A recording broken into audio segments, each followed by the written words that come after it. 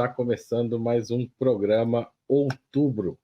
Um mês atrás, no dia 7 de outubro de 2023, diferentes organizações palestinas, lideradas pelo grupo Hamas, iniciaram um ataque a posições militares e também atingindo civis de Israel.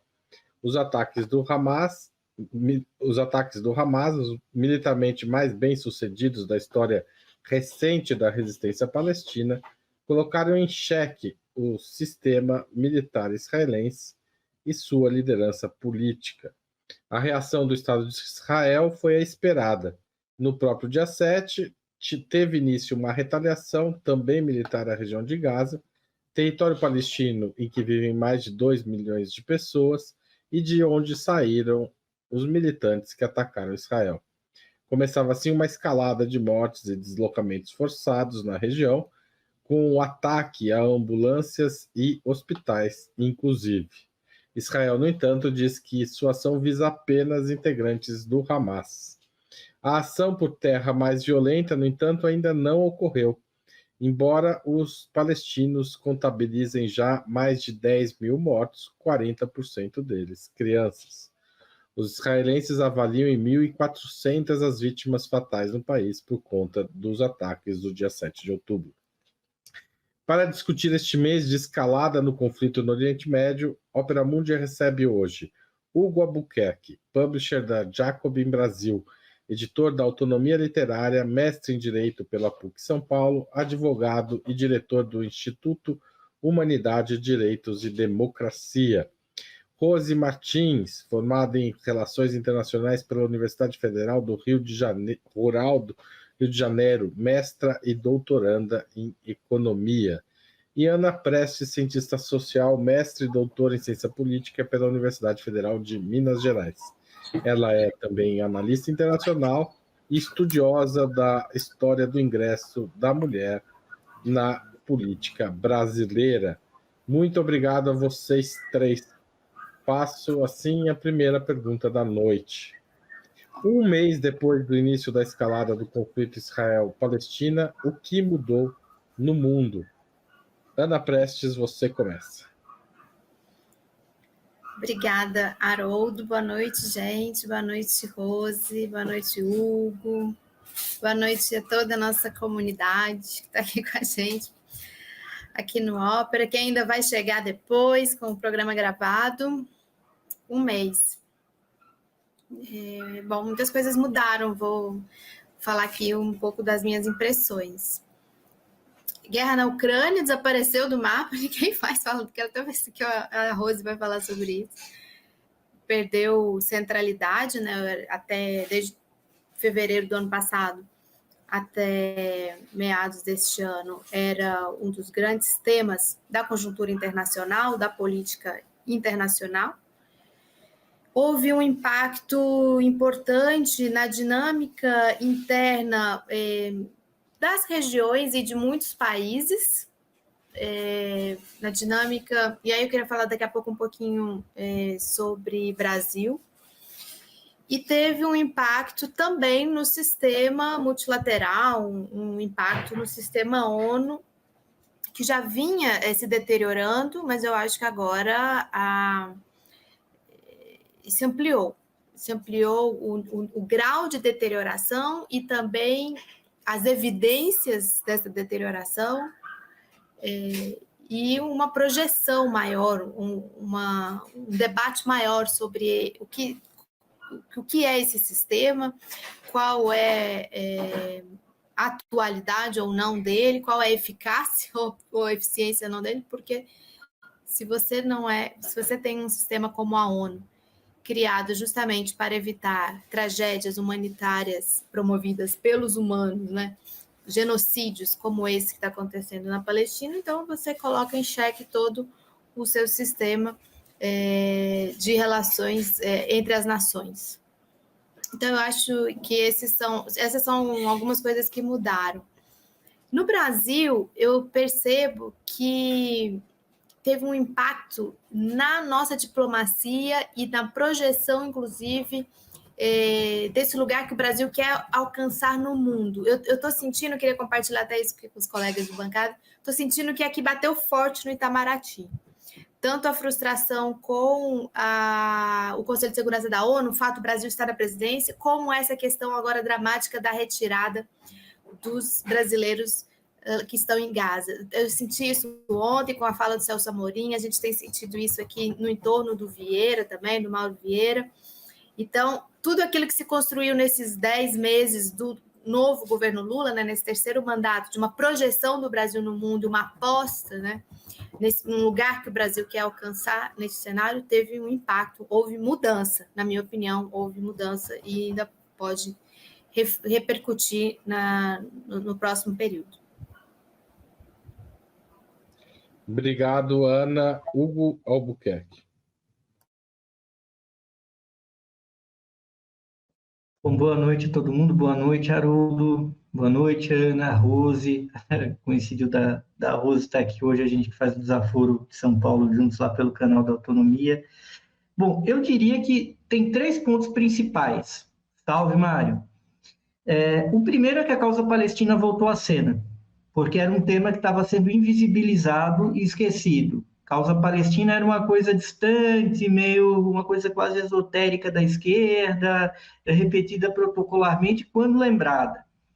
Sem sombra de dúvida, voltou à ordem do dia e não acho que vai desaparecer tão cedo. Outra coisa foi a demarcação no campo da esquerda em caráter global. Estou falando de política americana, estou falando de política europeia, estou falando de política brasileira, de política latino-americana. Houve uma demarcação, aquele momento de crise onde a coisa caiu para um lado ou caiu para o outro. Determinadas situações mornas permitem muitas confusões, porque tudo está no banho-maria. Quando a barata voa, é que você vê quem é quem e o que é o quê. E é incrível, porque ao mesmo tempo que a gente viu, por exemplo, Bernie Sanders tomando lado, sendo duramente criticado nos Estados Unidos, a gente viu o Boric tão criticado, com razão tão criticado, como um representante dessa esquerda liberal, tomando uma posição impressionante, até pela grande comunidade palestina lá no Chile. Mas são só exemplos, tem vários, que no Brasil também foi muito demarcatório. Eu colocaria essa questão, isso que a Ana colocou é central, impacto no Brasil, um impacto multifacetado. Eu acho que isso já estava um pouco claro quando a gente está falando de guerra lá na Ucrânia. E essa questão aqui, que é mais candente, mais presente internamente no Brasil, até pela comunidade judaica, pelas comunidades árabes que existem no Brasil, Palestina inclusive, mas não só. Isso teve um impacto grande para o Itamaraty entender uma coisa que eu tenho falado há um tempo. Não vivemos no mesmo mundo de 15 anos atrás. Eu acho que se essa ficha estava caindo lentamente, agora caiu de uma vez só. E entender e repensar, porque uma coisa era o que se fazia há 15 anos, uma coisa é o que você pode fazer hoje num cenário de uma conflituosidade que a própria conciliação tem que ser pensada de uma forma diferente.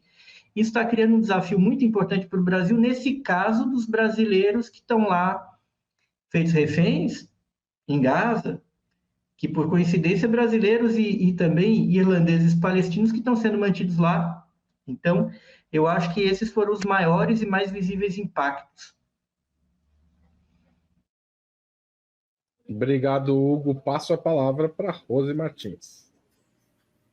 Boa noite, Haroldo. Boa noite, Ana, Hugo. É até um programa especial, porque eu tenho uma interlocução muito boa com a Ana e com o Hugo. A gente troca ideia nas redes, também nos programas. Então, é um prazer estar aqui conversando com vocês. E boa noite para o público do Ópera. Acho que a Ana e o Hugo trouxeram as questões essenciais, né? Eu vou tentar só complementar.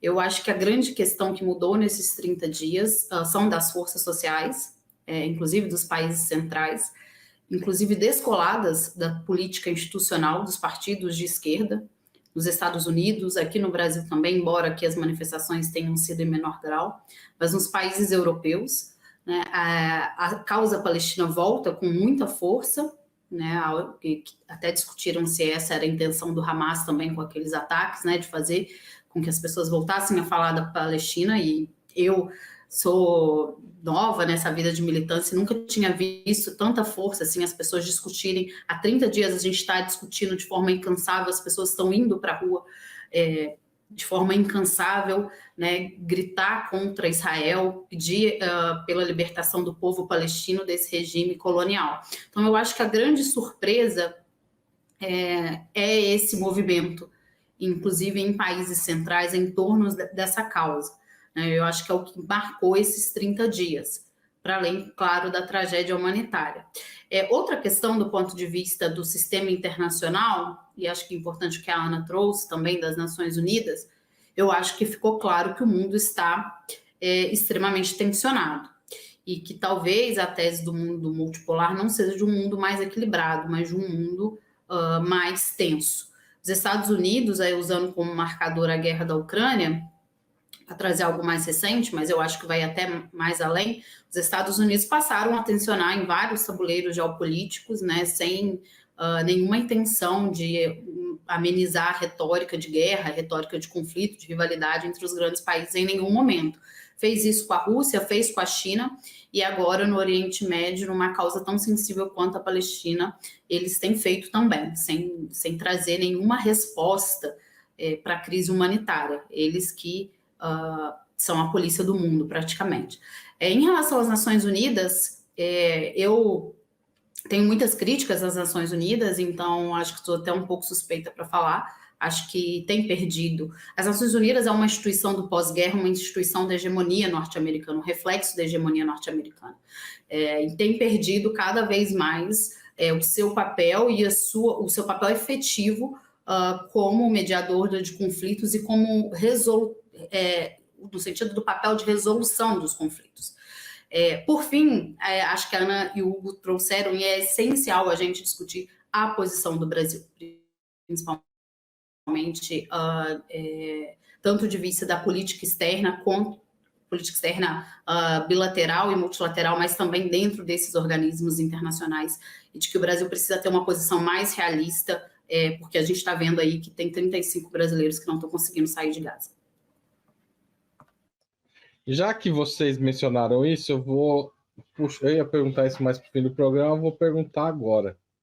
Já saíram 600, até hoje saíram 605 estrangeiros, foram autorizados a deixar Gaza, e os brasileiros, mais 605 estrangeiros foram autorizados hoje a deixar Gaza, e os brasileiros seguiram fora da quinta lista. Agora há pouco, o senador Jacques Wagner anunciou que os brasileiros devem sair amanhã.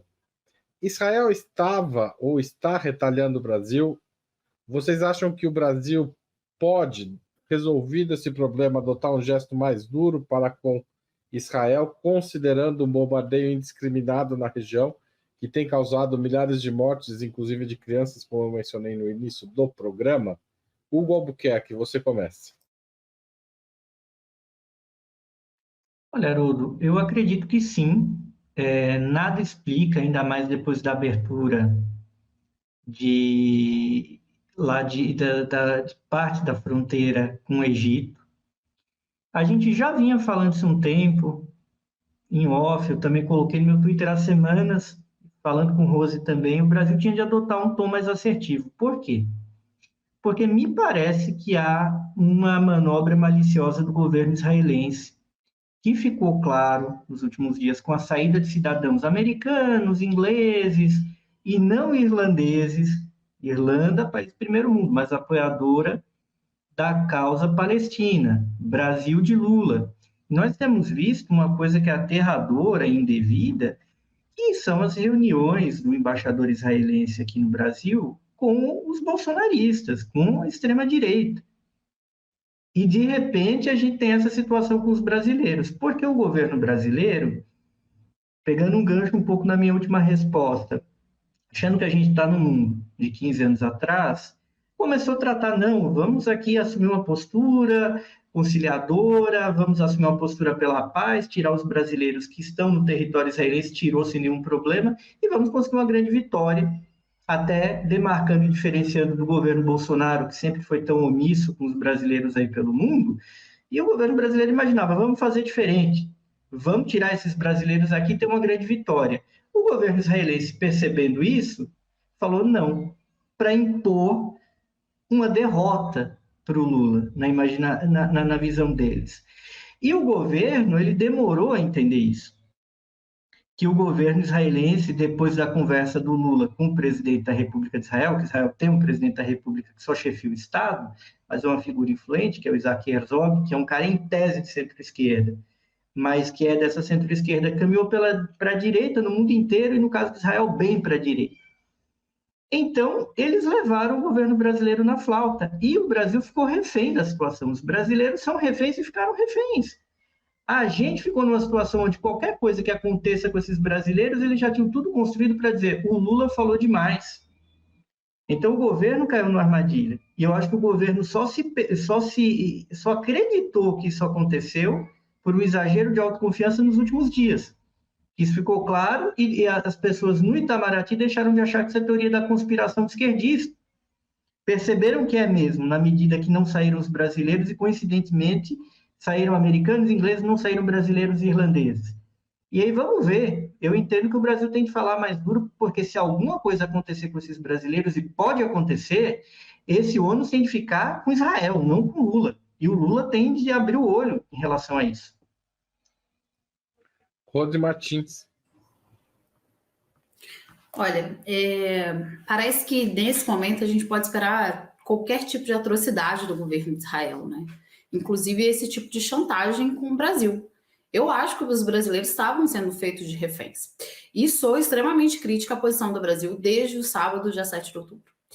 Acho que o Lula errou ao chamar a ofensiva do Hamas de atos terroristas. O Brasil não considera o Hamas um grupo terrorista. As Nações Unidas não consideram, e o Brasil segue o entendimento da ONU, portanto, não reconhece. O Lula foi para o Twitter chamar de atos terroristas. Tudo bem, estava num calor do momento, mas se a gente for listar uma série de movimentações da diplomacia brasileira, das falas do Lula, de usar um tom muito baixo com Israel, com os Estados Unidos, a gente vê que não funcionou. A resolução das Nações Unidas não falava em cessar fogo imediato, como muitas pessoas gostam de insistir. A resolução do Brasil não pediu um cessar-fogo imediato. A resolução que falou em cessar-fogo imediato foi a resolução da Rússia. O Brasil citava nominalmente o Hamas, chamando mais uma vez de ataques terroristas, não citava Israel. O Lula deu um passo positivo falando em genocídio e na morte de crianças, mas também não nomeou os culpados. Quem matou mais de 3 mil crianças em um mês na Palestina? Então, são atitudes que eu acho que, assim, nem do ponto de vista formal, como chamar o Hamas de terrorista, e nem do ponto de vista político, que envia uma mensagem para a militância muito antipedagógica, muito negativa, da forma que nós precisamos encarar a causa palestina, que para mim é a causa central neste momento, uma causa que perdura por anos, porque é um colonialismo aberto, é um regime de apartheid aberto. Eu acho que a posição nesse sentido, formal, política, não é boa.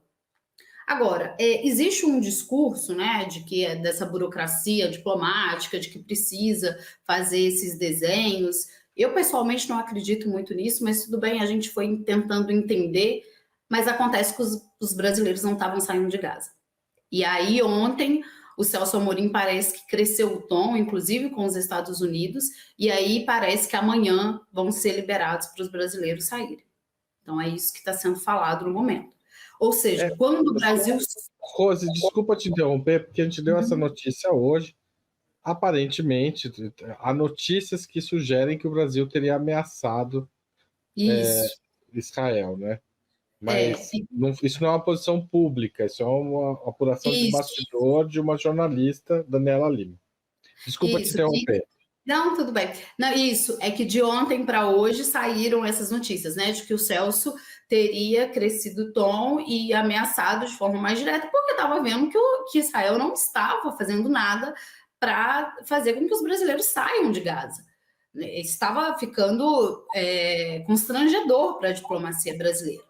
E eu lembro que o Hugo fez um tweet há algum tempo já no Twitter, quando começou ali depois do dia 7, falando que o Brasil realmente deveria endurecer, porque senão os brasileiros iam voltar no caixão. É muito duro a gente falar isso, mas é a verdade. Precisou endurecer para hoje aparecer a notícia de que os brasileiros vão ser liberados amanhã, e eu espero que seja. Mas, para além disso, né, após os brasileiros chegarem ao Brasil seguros e vivos, que eu espero que aconteça, eu espero que o Brasil realmente adote uma posição mais firme, porque um conflito que mata, que mira crianças há muito tempo, e um Estado que mata mais de 3.500 crianças em 30 dias, eu acho que é uma coisa incontornável, não tem como, não tem discurso diplomático nem burocrático que faça a gente não se posicionar de forma muito firme. E o Brasil tem levantado essa bandeira, né, do Sul Global. O Lula tem feito, a gente já discutiu em vários programas outubros aqui a posição do Lula, né, em relação a questões até bem sensíveis para os Estados Unidos, como desdolarização, né, críticas ao FMI, às Nações Unidas. O Lula falou da Palestina no discurso da Assembleia, na abertura da Assembleia Geral da ONU, falou da Palestina, falou de Cuba. Não é possível que, nesse momento tão crítico, a diplomacia brasileira evite se posicionar de forma firme. Eu acho que o quadro, o que está acontecendo na Palestina agora é algo assim que é incontornável, uma posição mais firme do Brasil e de denúncia às ações de Israel. Inclusive, a gente ficou bastante surpreendidos do Gabriel Boric, né, de ter tido essa posição, mesmo visto a trajetória dele, mesmo com a comunidade palestina no Chile. Gente, desculpa que eu passei muito do meu tempo, quero pedir desculpa. Não, mas eu te atrapalhei também, então tem um pequeno desconto aí, você passou um pouco do seu tempo. Ana Prestes. Então, não quero ser repetitiva. O Brasil, desde o dia 7 de outubro, ele foi um dos primeiros a se organizar diplomaticamente e explorar todos os canais diplomáticos possíveis, né? Eu lembro que foi muito falado que o Celso Amorim era contemporâneo do pessoal lá do Egito, né? Da chancelaria do Egito, tinha contato. Ou seja, o Brasil foi um dos primeiros países a se organizar justamente para retirar os seus nacionais, os seus cidadãos, tanto do território israelense como da Palestina, como ali de Gaza. Inclusive de termos logísticos, né? Providenciou tudo que fosse necessário em termos logísticos, mandou avião, tem ônibus para tirar essas pessoas, alimentos, tudo que pode ser feito. Tanto é que outros países aqui da América Latina entraram em contato com o Brasil para também tirarem os seus cidadãos ali. Então, obviamente, houve algum tipo de retaliação, ou negligência propositada, ou uma leniência, algo houve. A gente não vai saber agora, talvez só no futuro, que a gente saiba exatamente o que aconteceu. Mas que aconteceu alguma coisa nesse processo, aconteceu. Porque... por isso também essa impaciência, essa irritação ontem do Celso, né, do Celso Amorim. Ele se envolveu muito desde o princípio. E ele falou, olha, não tem justificativa, tem toda a estrutura, tem tudo que precisava ser organizado pela diplomacia brasileira, tudo foi feito. Então, o critério, tudo nos leva a crer que realmente houve um critério político. O Brasil, ele incomoda na cena internacional, apesar do Brasil economicamente, militarmente, né, não ser uma grande potência que ameace ninguém, assim, mas o Brasil incomoda, a gente viu isso no Conselho de Segurança da ONU.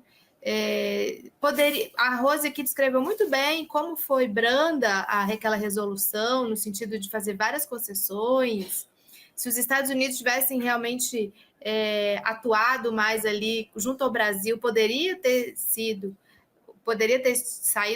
a resolução, mas a gente já sabia ali que os Estados Unidos estavam querendo esvaziar a ONU e o Conselho de Segurança, eles já estavam lá no terreno, Blinken, o Biden, já estavam no terreno naqueles mesmos dias.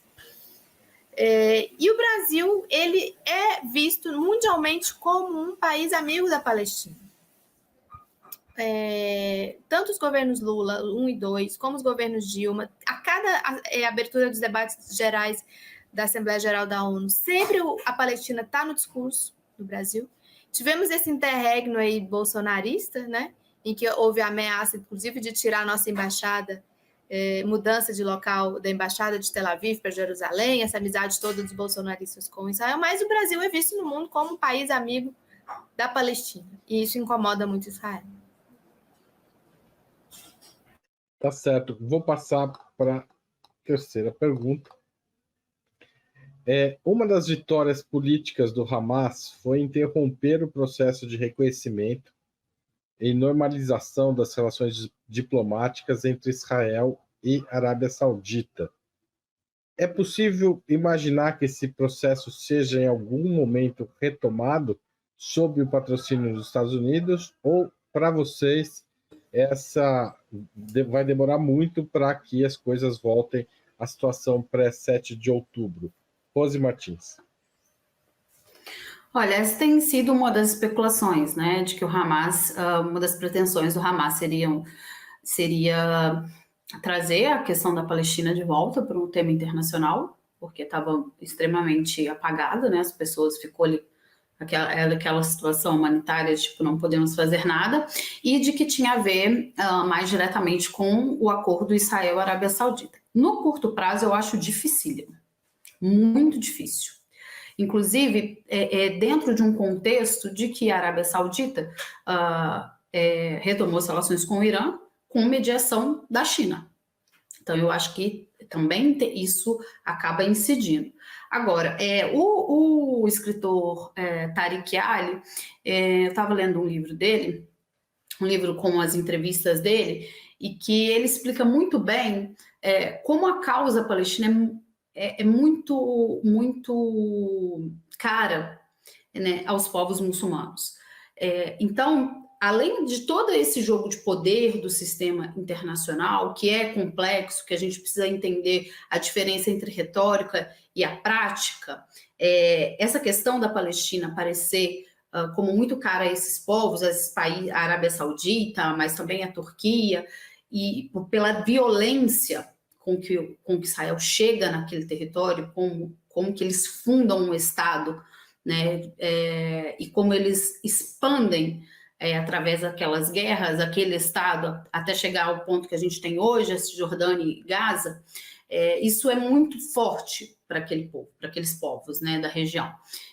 Então, eu acho que está muito difícil, a gente vendo essas questões das forças sociais também, está muito difícil a gente ver que esses países vão mudar a retórica, pelo menos no curto prazo, e aqui eu incluo a Turquia também, que tem uma política externa extremamente ambígua.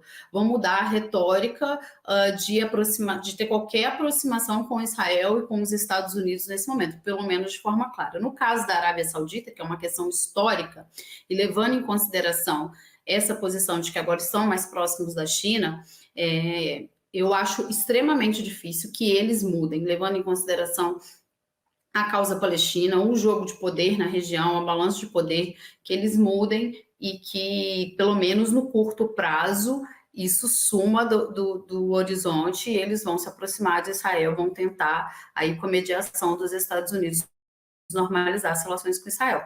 Pelo menos no curto prazo, eu acho extremamente difícil. A questão palestina está sendo muito falada, tá muito sensível para esses países. Já era uma questão histórica, mas nesse momento tem manifestações, não só nesses países, mas nos países centrais também, no Reino Unido, nos Estados Unidos, de modo que eu acho que seria assim, eu acho que seria extremamente... me fugiu a palavra agora, mas para sintetizar, porque esse relógio me deixa um pouco nervosa, mas eu acho que imprevisível, acho que seria extremamente imprevisível que a Arábia Saudita, num curto e médio prazo, fizesse esse movimento. Obrigado, Rose. Ana Prestes. Eu penso um pouco diferente da Rose nesse sentido. Você fala que seria imprevisível o movimento de fechar o acordo com Israel, né? De aproximação mediada pelos Estados Unidos. Que esse é um processo que está vindo, né, sendo construído com mais força desde o Trump, desde o tal acordo do século, né, o acordo de Abraão, aquela iniciativa ali do que os americanos chamam de desenho do novo Oriente Médio, né? Então, decorrente dessa política, foram estabelecidos vários acordos, porque Israel tinha relações apenas com a Jordânia e o Egito, e aí foram sendo estabelecidos acordos com Marrocos, Bahrein, Emirados Árabes, Sudão, e aí veio agora na esteira desse processo essa relação com a Arábia Saudita, inclusive com encontros prévios secretos do Netanyahu com o Bin Salman, e depois secretos, mas depois acabaram sendo revelados. Então, uma das argumentações, e isso tudo andando para e passo com um silenciamento e um estacionamento de qualquer tentativa de solução da questão palestina, e os palestinos colocando isso de forma forte, né, de que a Liga Árabe e várias iniciativas que haviam que não deixava essa peteca cair, né, que não deixava a questão da causa palestina cair, silenciaram. Então, por que eu estou falando tudo isso? Porque eu não estranharia se, passada a fase mais aguda desse genocídio, né, desse ataque à Palestina, que fossem retomadas essas negociações entre... Pode ser que eu esteja muito desesperançada, muito pessimista, pode ser um certo pessimismo meu, mas que seja que voltem essas negociações. A Arábia Saudita, ela quer ser ele quer, até por uma ambição, né, desse Bin Salman, quer ter um papel protagonista mais forte na região, por isso também topou entrar no BRICS, topou normalizar relações com o Irã. Então, eu acho que eles não vão ceder nessa pretensão. Hugo Albuquerque. Eu acho que tem um elemento que é muito importante da gente ver. De um lado, a força externa para levar a Arábia Saudita a normalizar relações com Israel. Eu não vejo algo que tenha passado, num primeiro momento, pela Arábia Saudita. Tem algo que se conecta com Emirados Árabes, que é governado por uma família muito importante árabe. A família Thani não é qualquer coisa na história do Islã e na história do povo árabe. Tem uma ascendência, uma conversa dos Thani com o Bin Salman, que marcou inflexão em Israel, mas num primeiro momento, quando ele se torna o líder saudita de fato, a gente tem dois movimentos. A Arábia Saudita sempre muito aliada americana, que entrou com tudo na guerra da Síria, inclusive com apoio a grupos extremistas para derrubar o regime sírio. Para quê? A gente precisa recapitular isso. Num plano que era o gol do meio campo do Obama, que era mudar a logística do petróleo no mundo. Hoje, boa parte do petróleo do mundo ele é escoado por onde? Pelo Golfo Pérsico.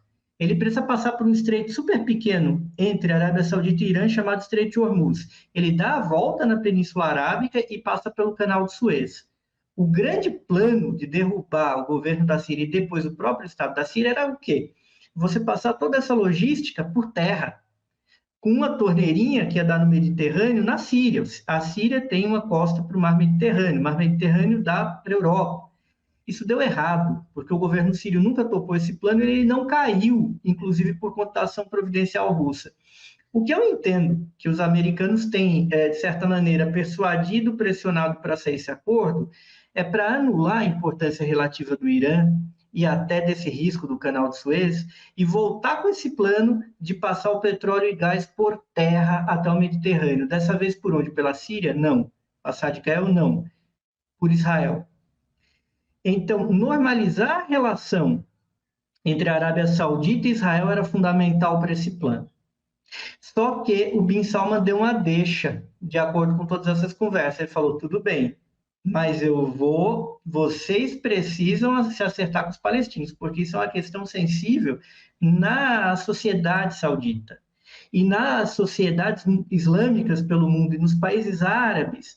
Então, não é uma questão trivial. E quando Bin Salman deu essa deixa, logo aconteceu a ação do Hamas, porque o Hamas falou, não tem acordo com a gente, não está tendo, a gente age. Então, o Hamas ele fez isso para impedir esse acordo, foi uma deixa que o Bin Salman deixou num comunicado público em relação a essas negociações. E isso também tem a ver, só para concluir, o que o Richard Medhurst disse em relação às grandes reservas de gás que tem no mar Mediterrâneo, na costa comum entre Líbano e Israel, o que bate também em Gaza e torna o porto de Gaza essencial. Então, tem toda uma conversa que passa por aí, que é a mesma conversa de Ucrânia e Rússia, que é a logística internacional do gás e do petróleo, que é a logística internacional das finanças, porque o dólar é dólar petróleo, já foi dólar ouro. Então, isso que a gente tem de observar. E eu não acredito que, por isso, de acordo com o que aconteceu, que a Arábia Saudita volte tão logo a negociar com Israel. Eu acho que o Bin Salman talvez queira, não sei bem, mas eu acho que agora ficou difícil. Obrigado, Hugo. Eu vou fazer um pequeno intervalo. Neste intervalo, eu vou agradecer ao novo membro pagante do canal, o Jorge Salek Audi, e também a todo mundo que fez superchat, super sticker. O Mário Cassetari, o Al, que fez uma pergunta, vou tentar encaixar ela nas perguntas seguintes. Paulo Paiva, que fez um comentário, e a Ana Lúcia Ferreira, que mandou um super sticker. Como vocês sabem, o financiamento de Opera Mundi é feito essencialmente pelos espectadores do canal e pelos leitores do nosso site operamundi.com.br. Então, se você gosta do que você está assistindo, se você gosta do nosso trabalho, torne-se assinante solidário em operamundi.com.br/apoio. É a forma mais frequente de apoio ao nosso conteúdo e você pode participar, tem várias faixas de contribuição. Outra alternativa é se tornar membro pagante, como fez o Jorge hoje. É fácil também, tá aí no YouTube, abaixo, se você estiver assistindo no YouTube, tem um botão aí, seja membro. Superchat, super sticker, outra opção de apoiar nosso conteúdo durante a transmissão, inclusive de mandar comentários, perguntas, que a gente tenta incorporar aqui a nossa discussão. Nem sempre dá, porque senão às vezes não teria fio o programa, né? Mas agradeço muito a todo mundo que faz isso com alguma frequência. Aliás, tem gente que faz isso com bastante frequência, eu queria agradecer aqui, se você é um deles. Outra opção, manda um valeu demais para quem estiver assistindo o programa gravado, e finalmente o Pix, operamundi.com.br/apoio.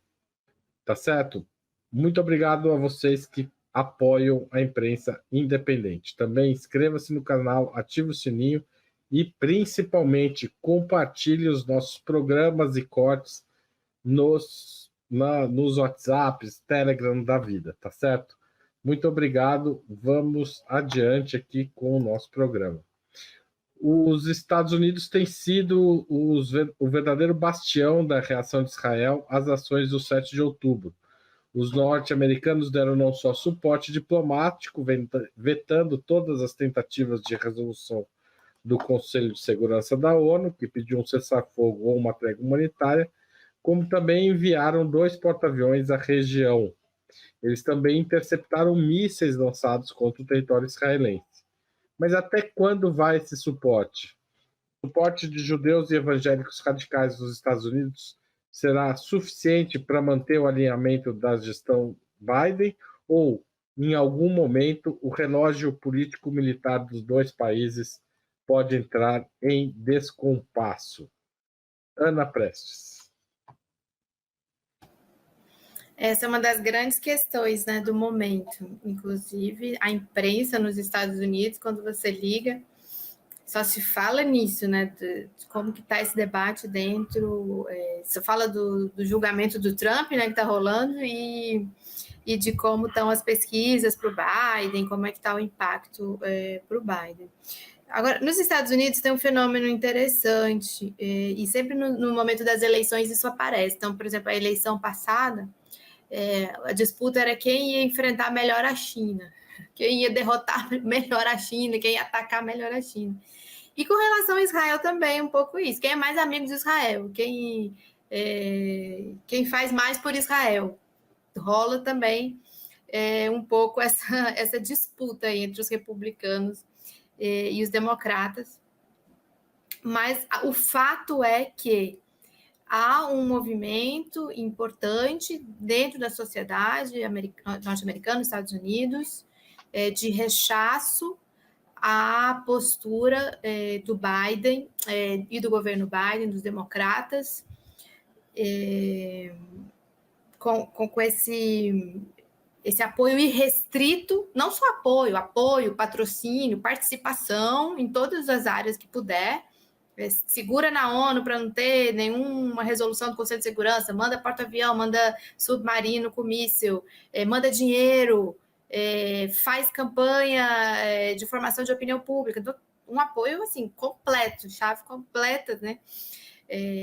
Mas isso tem gerado movimento, e a gente percebe pelas mobilizações e pelo impacto em pesquisas.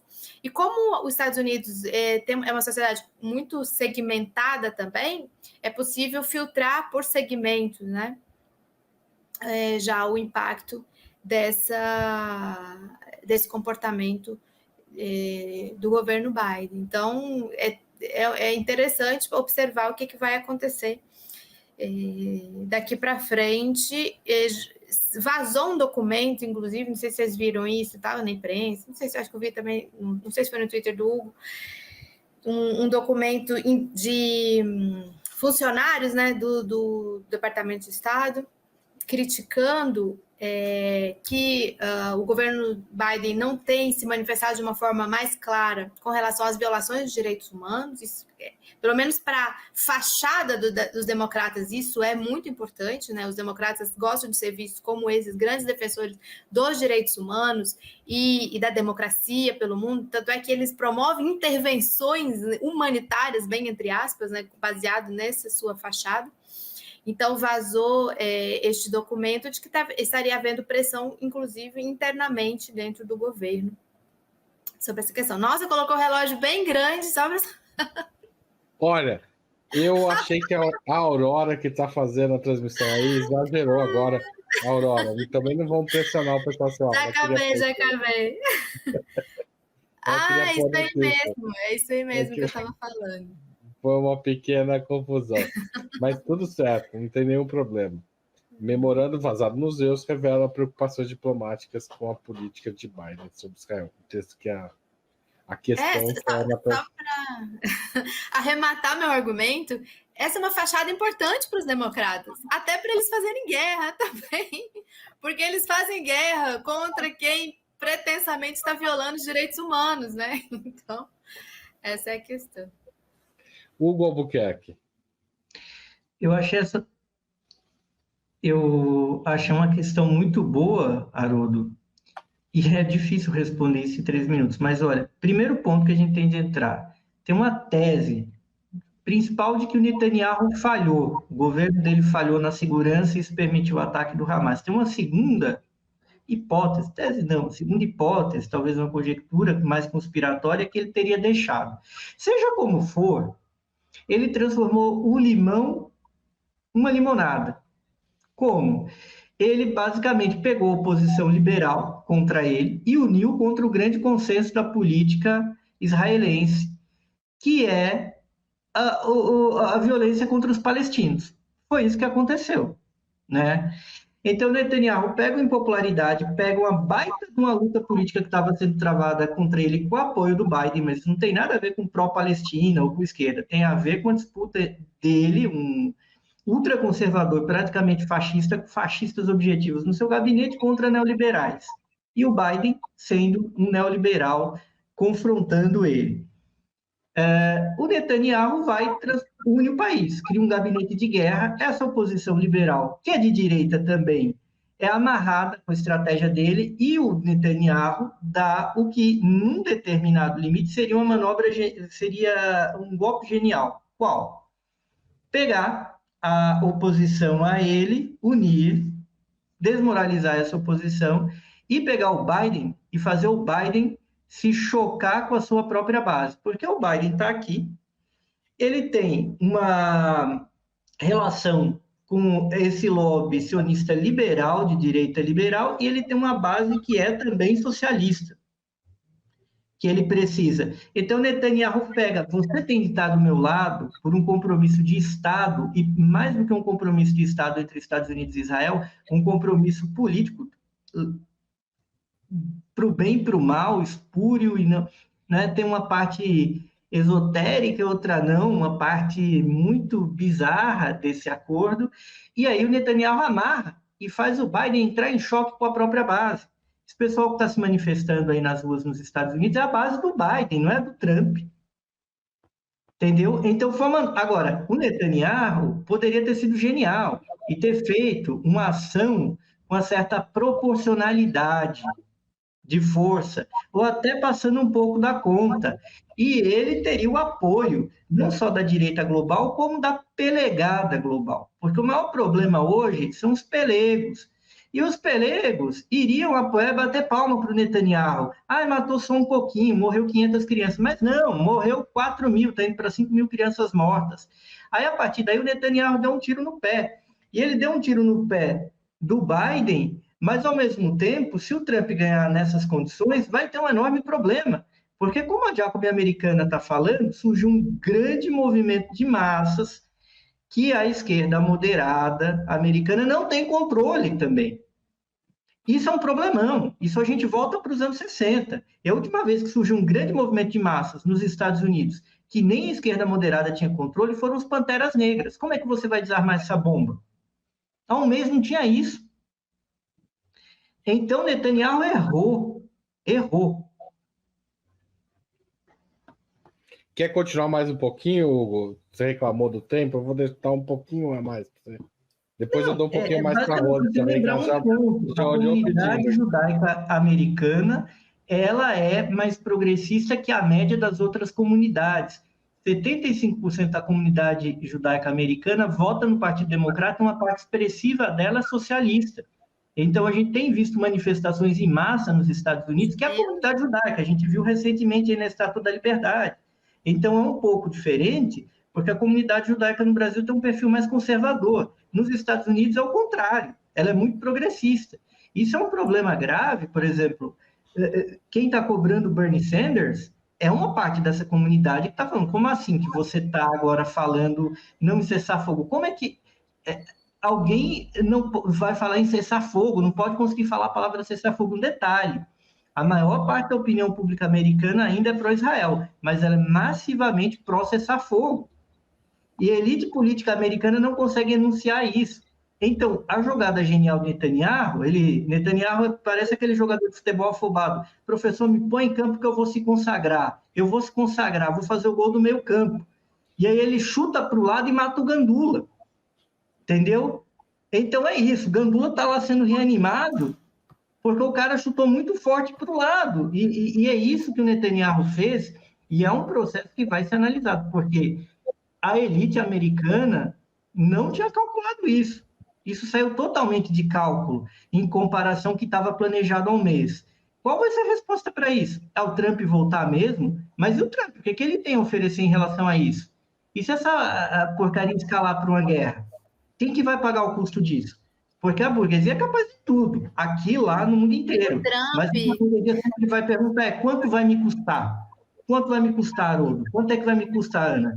Se essa loucura seguir, a volta do Trump vai me custar quanto? E ninguém calculou isso, ninguém planejou isso. O Trump já estava loteando... Ana Prestes, a palavra é sua, pode continuar. Desculpa, só um pouquinho, Rose, eu passei o tempo. Não, o Trump, ele estava loteando lá a Palestina para um erro dele. Então, a palavra é da Rose, na verdade. Ana Prestes fala depois. Meu computador. Não, tá, é porque eu preciso ligar meu computador, senão ele vai desligar. Enquanto pode falar, você só isso que eu queria falar. Deixa a Ana falar mais. Ana, você. Não, eu achei interessante o argumento do Hugo, mas eu queria entender assim, exatamente por que você fala que o Netanyahu errou? Você acha que ele pesou na mão, é isso? Pesou na mão. Ninguém ia questionar o Netanyahu, porque Ele não assim, vamos imaginava o lá. efeito. Ninguém ia questionar o Netanyahu se o Netanyahu faz, digamos, uma operação brutal. Mas matar 4 mil crianças é o argumento da Renata Loprete, a estupidez. Ah, tem 40% de criança, morreu 40%. Gente, só morre a mesma parcela de crianças numa guerra que é a da população, se a população civil é alvo. A título de comparação, que a Renata Loprete foi muito questionada, ela não pesquisou nenhuma outra guerra na vida dela para dar aquele dado. A guerra atual na Ucrânia, as crianças são em torno de 0,1 a 0,25 dos mortos totais. E as crianças equivaliam na Ucrânia a 15% da população ucraniana total.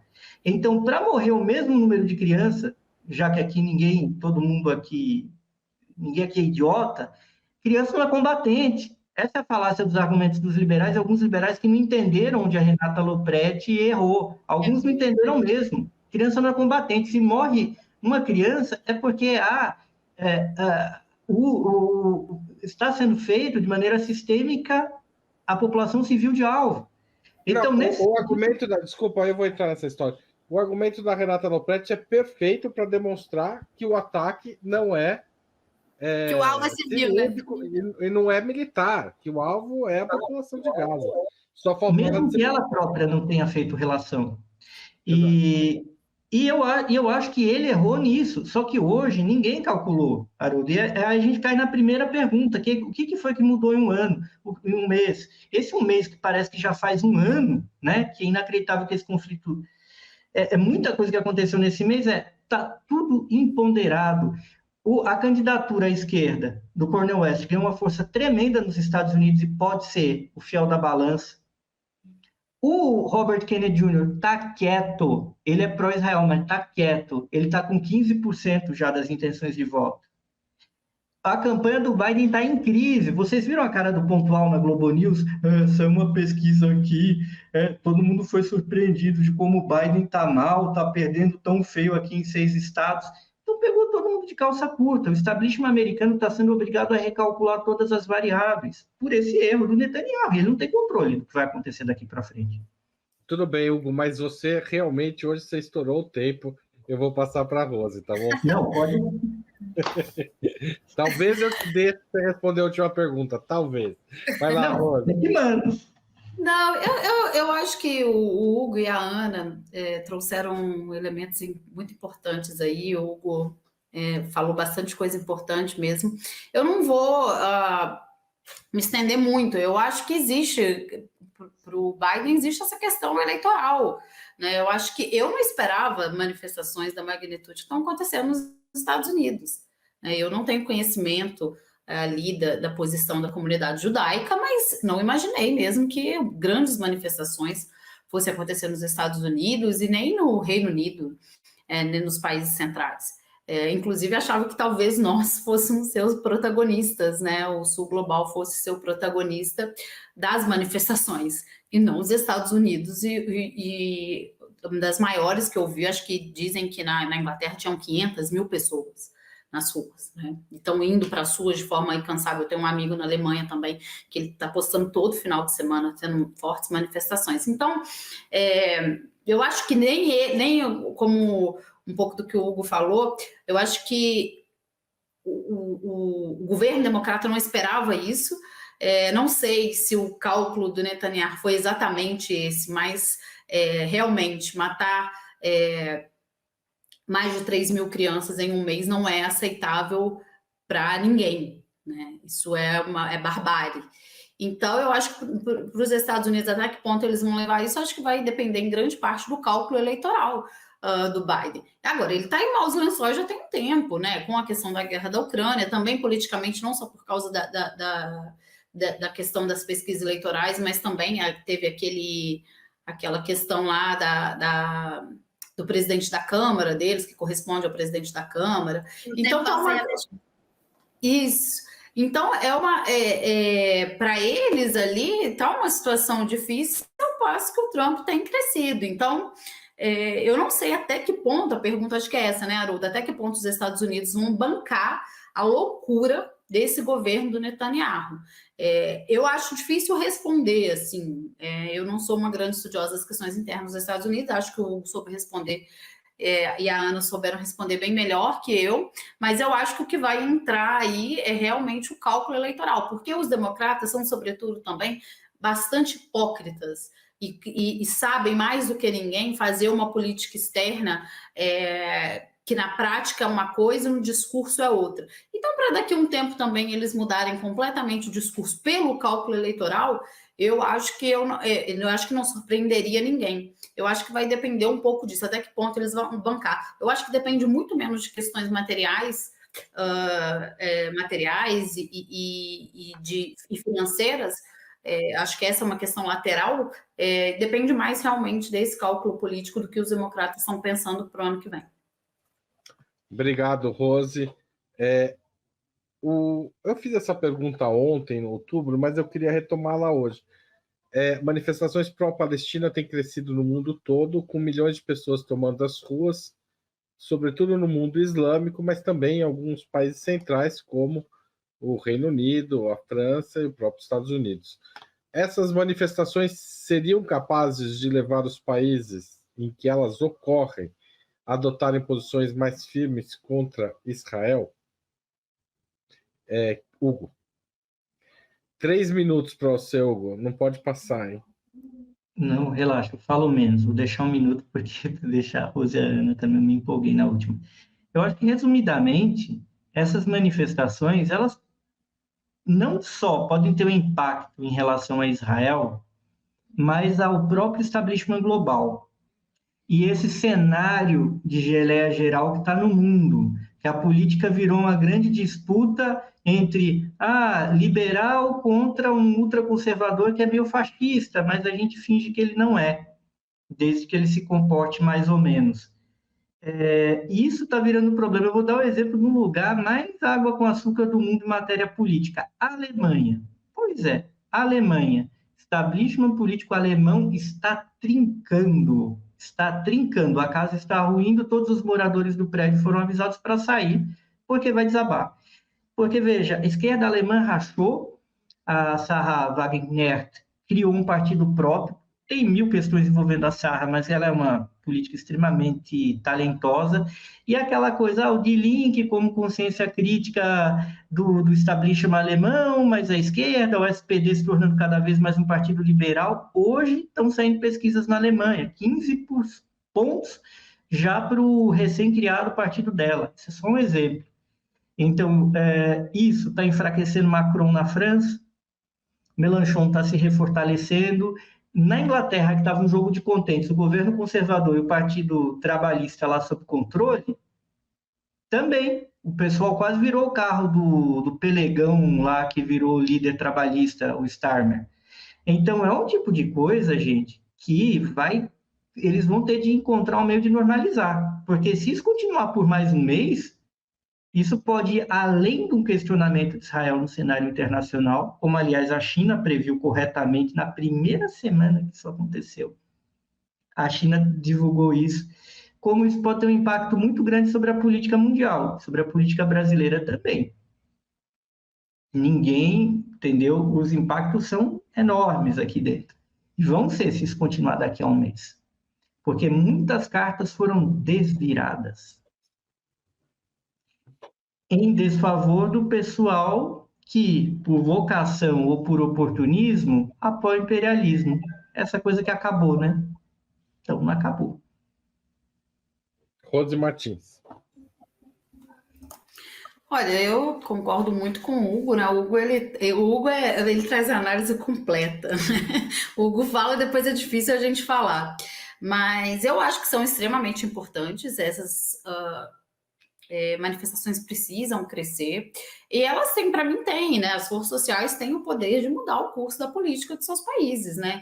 Existe um entendimento dos Estados Unidos, da política externa dos Estados Unidos já há algum tempo, de que o que muda as questões dos outros países é uma força que vem muito de fora, um assédio que vem muito de fora, mas que tem se, no caso da Rússia, que mais específico que eu estudo, tem se conformado num maior nacionalismo, maior força do nacionalismo para enfrentar um ator externo. E eles não estão sabendo, eu acredito, os Estados Unidos não estão conseguindo entender que essas políticas de confronto e de que jogam uma população, no caso da Rússia, no caso da Ucrânia, mas no caso da Palestina, porque apoiam de forma irrestrita a Israel, que colocam as populações numa questão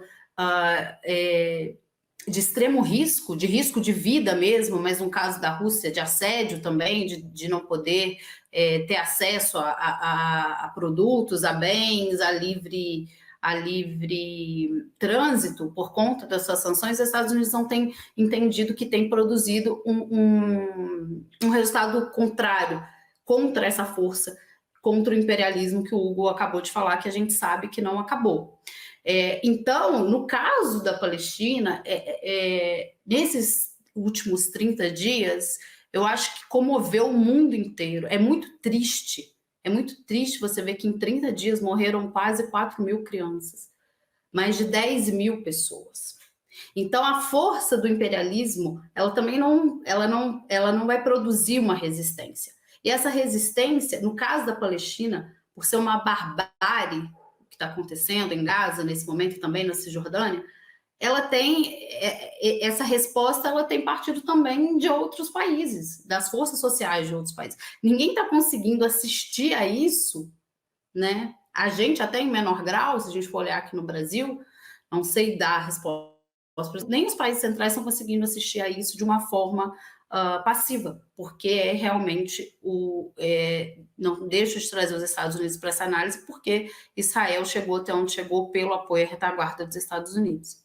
Então, eu acho que essas manifestações, elas vão produzir a resposta, as políticas, principalmente dos Estados Unidos e de Israel, uma política que ela se manifesta de várias formas, e no caso da Palestina se manifesta com uma barbárie.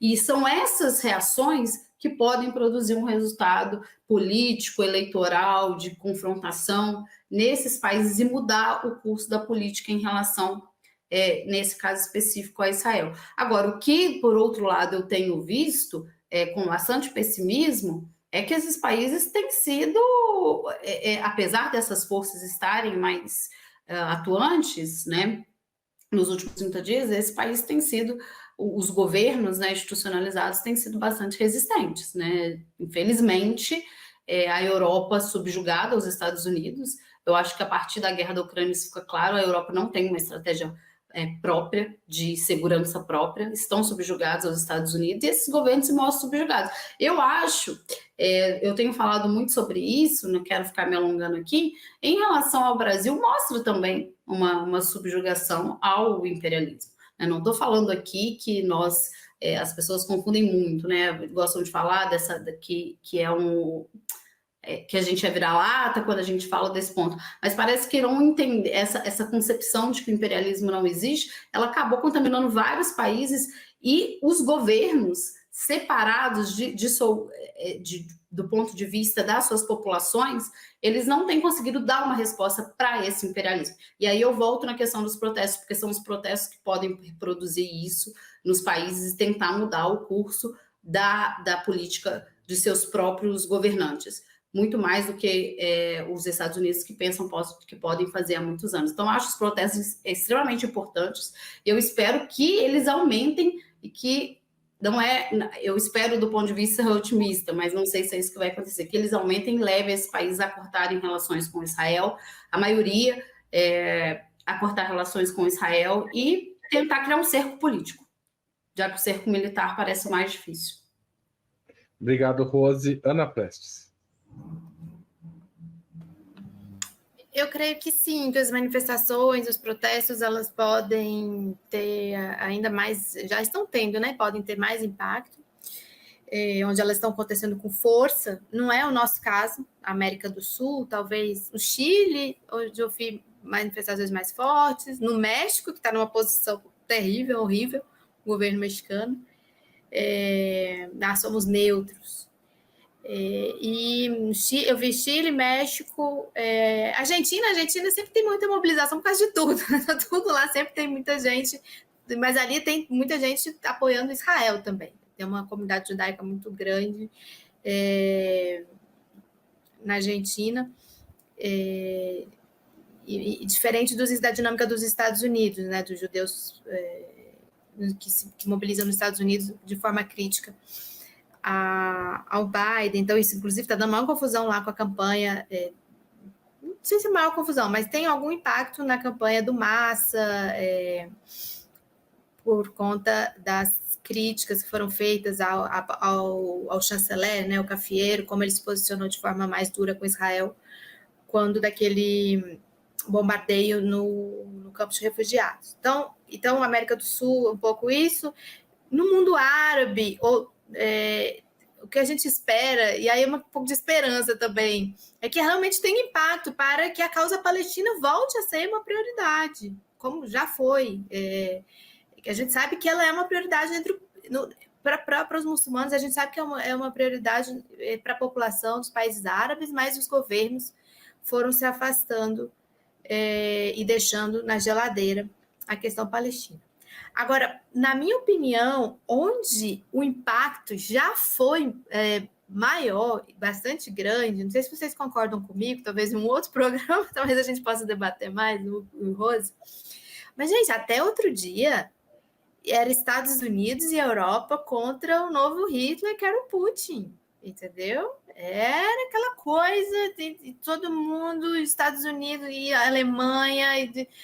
Hoje, com esses levantamentos na Europa, Biden está no alvo também, né? Netanyahu, e Putin está esquecido lá.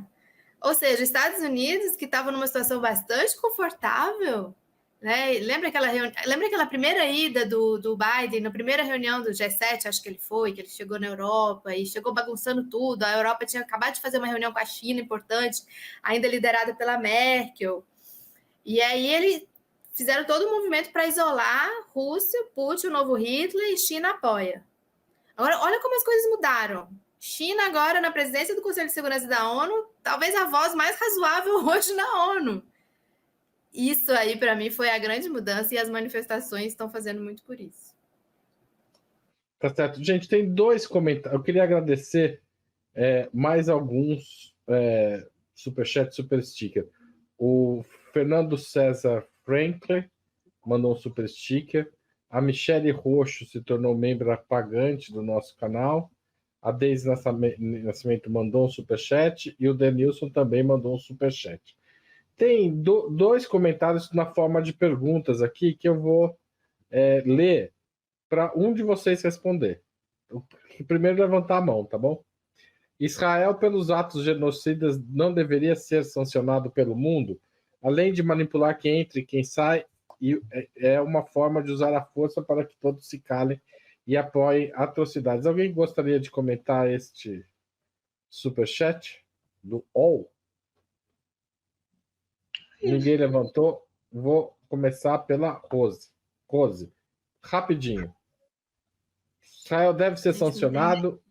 A controlar a entrada e saída é uma forma de pressionar?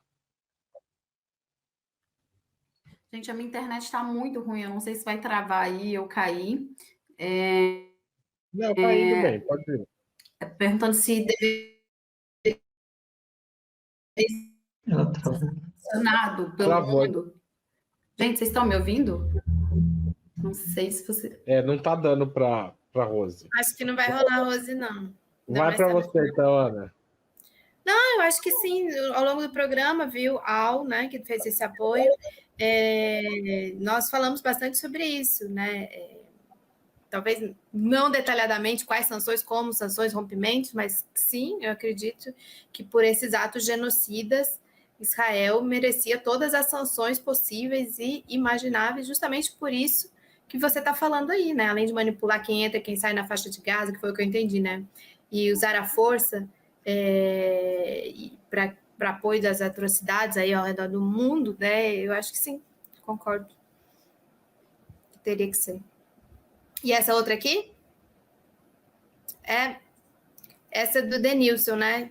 O Denilson estava lá no Fórum Café. Hoje eu acordei 6h30 lá no Fórum Café, acho que o Denilson estava lá também. Um absurdo essa carta contra o padre Júlio Lancelotti, os ataques à Letícia Sabatella.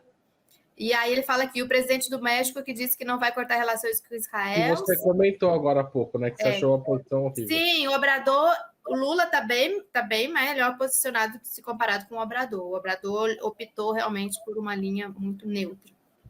Eu acho que essa coisa do Obrador, mas é um pouco própria do governo dele e é uma parte muito complicada daquele arranjo de poder. Quando bate para esse lado muito sensível para os Estados Unidos, há um acovardamento e um governo que, de todo modo, cá entre nós, né? É um governo mais moderado, para não usar uma palavra forte aqui que ainda não é horário, do que o governo do Fernando Henrique Cardoso. Fernando Henrique Cardoso está à esquerda, foi à esquerda do Obrador, né? E agora, a carta do Padre Júlio, até comentei com algumas pessoas, quando eu olhei, eu não acreditei naquilo, né? Mas, assim, foi um erro, mas foi um erro revelador de algumas figurinhas aí, né? E meio que passaram o recibo, eu acho que de vez, né? Se alguém no campo progressista ainda tinha alguma dúvida em relação às figurinhas. Agora, fica a dúvida, né? Como algumas figuras tiraram a assinatura da carta, mas eles deram? Quem redigiu? Né? Então, tiraram por quê? Fizeram autocrítica ou tiraram com medo? Eu acho que esses cidadãos deviam explicar aquela tremenda calúnia, né? Uma coisa muito grave fazer isso contra um combatente dos direitos humanos, pró-direitos humanos como o Padre Júlio, um cara que está ali junto à população de rua, ser atacada de uma maneira caluniosa, num papo tão sério quanto esse daí. Essas figurinhas que retiraram, e os que não retiraram continuam bancando, eu acho que essas pessoas devem explicação sim, tá?